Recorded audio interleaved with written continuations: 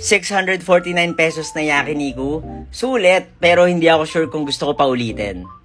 Samahan niyo ako sa Katipunan branch ng Yoshimitsu. May promo na 599 pesos only meat plus piso para only seafood na rin.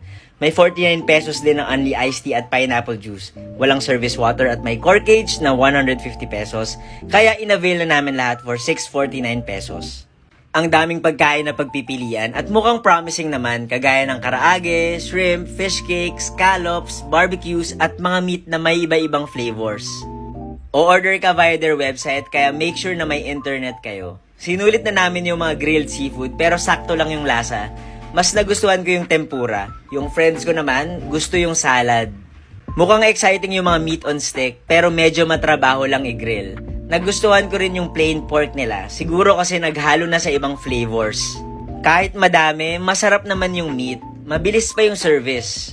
Sulit at busog naman. Yun nga lang, parang sa dami ng options nakaka-overwhelm at nag-overlap na yung mga lasa. I recommend this kung gutom talaga kayo. Pero kung mataas standard nyo sa meat, baka hindi to para sa inyo. Oh, may pa-ice cream pa sa dulo.